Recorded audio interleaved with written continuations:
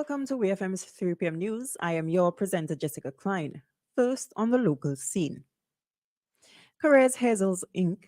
has separated its business supplies operations into a new legal entity named Careers Building Supplies Limited, which is expected to allow Careers Building Supplies Limited to focus more on its core business and better serve its customers. All locations within the building supplies division are set to be rebranded under the name Careers Ace Hardware. The decision to rebrand all locations aims to allow the company to build a stronger and more recognizable brand.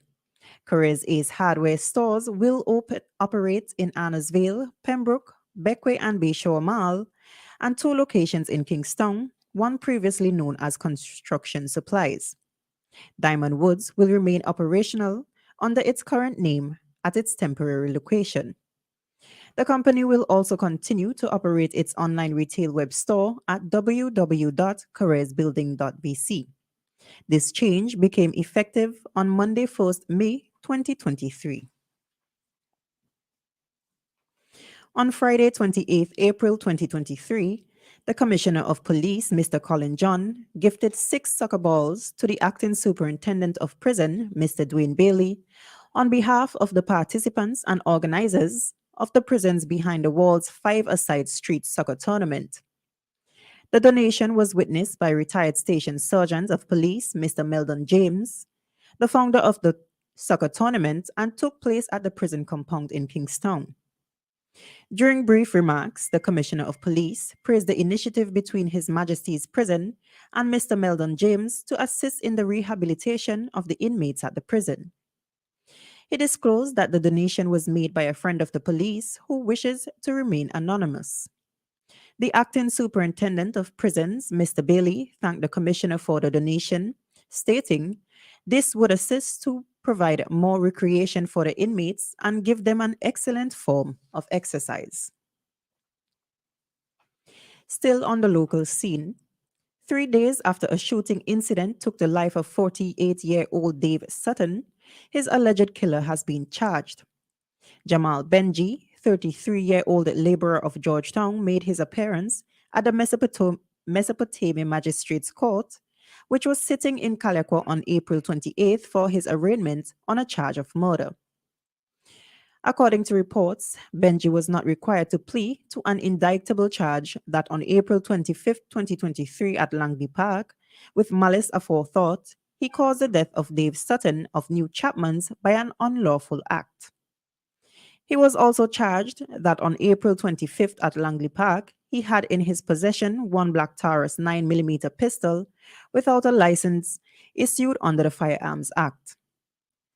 Magistrate Bertie Pompey ordered that the defendant be remanded into custody, and he adjourned and transferred the matter to the Serious Offences Court for hearing today, May 2nd, 2023. According to a Searchlight article, Sutton received multiple gunshot wounds about his body and died at the scene. Detective Corporal 339 Laborde led the investigations.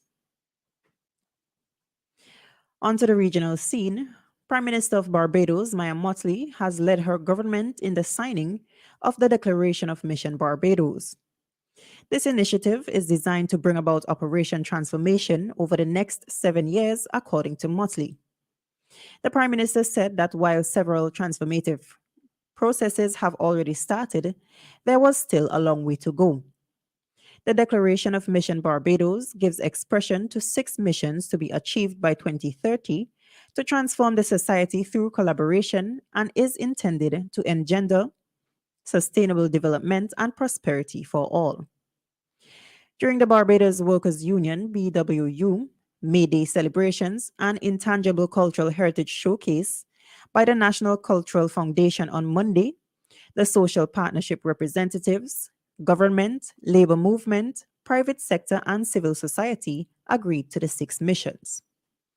Encouraging citizens to show each other respect and care, Motley also urged Barbadians to unite for the success of mission transformation. Still on the regional scene, UN-appointed independent human rights experts on Friday said that countries in the Americas should suspend forced returns of Haitians on the move and adopt measures to protect them instead. The UN Committee on the Elimination of Racial Discrimination, CERD, sounded the alarm after 36,000 Haitians were deported during the first 3 months of the year in reference to data from the International Organization for Migration, IOM.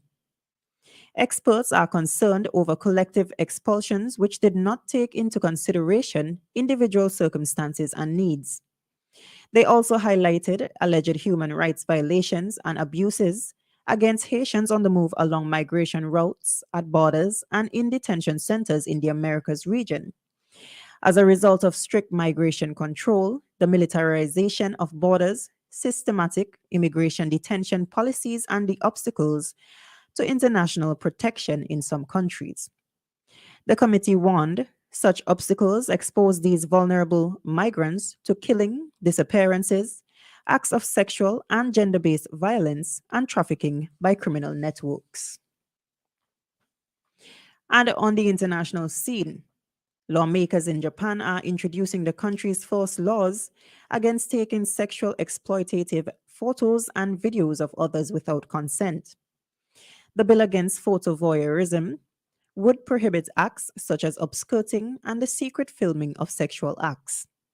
Until now, such criminal cases had to be prosecuted under local prefectural laws, which greatly vary in scope. The bill is part of a wider overhaul of Japan's laws on sex crimes, which will also expand the definition of rape.